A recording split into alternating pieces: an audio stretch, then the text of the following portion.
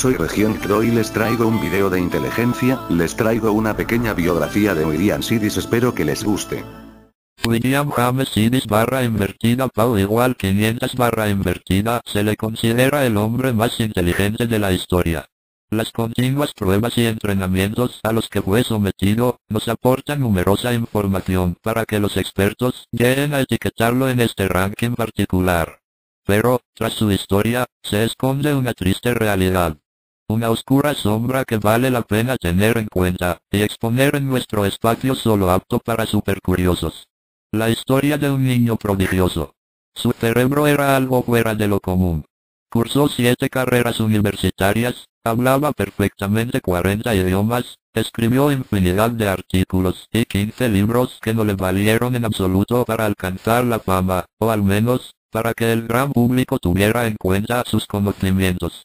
William fue un genio más que hoy en día habita en el Olimpo del olvido, un joven excepcional que nunca tuvo demasiada suerte, que no pudo ni supo encontrar su lugar en el mundo.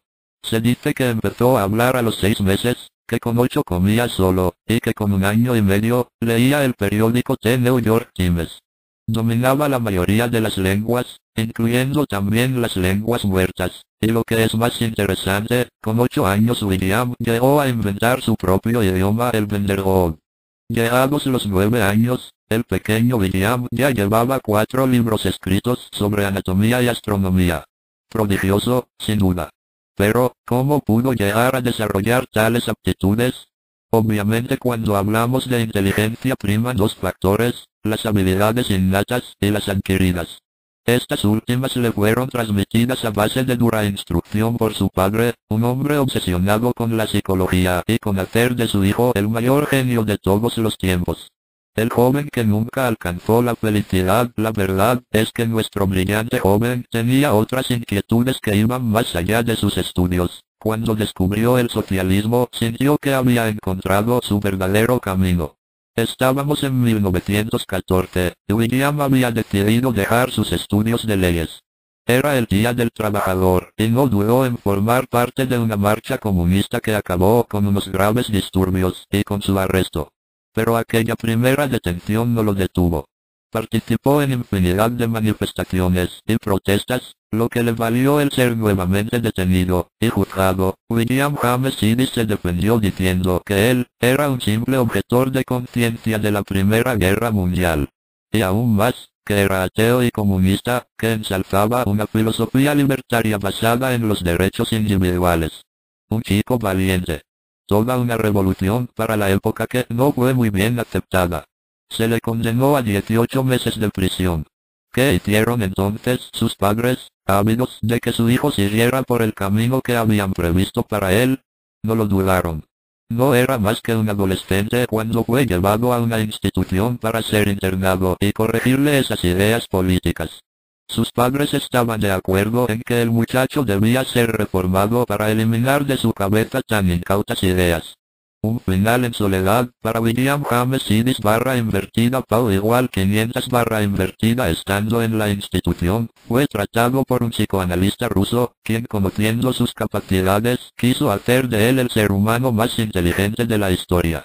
Sus padres apoyaron en todo momento ese duro programa para convertirlo en una auténtica máquina humana. Obviamente, aquello no duró demasiado. Se escribieron infinidad de artículos de él y de su sobrehumana inteligencia, de aquel cerebro brillante dotado de increíbles capacidades. Pero cuando William tuvo la oportunidad, huyó del centro y rompió todo contacto con médicos, psicólogos y también, cómo no, con sus padres, quienes apoyaron en todo momento esa tortura psicológica a la que estuvo sometido. Los años siguientes fueron un tío vivo de altibajos. Empezó a estudiar carreras universitarias por capricho, no le costaba demasiado terminarlas, y coleccionó infinidad de títulos. Para mantenerse, trabajó en empleos muy por debajo de su categoría, no quería llamar la atención, no deseaba que ningún científico más se fijara en él y cambiaba de ciudad continuamente. Nunca hizo demasiado con su vida ni logró ser feliz. Nunca tuvo familia, ni siquiera pareja.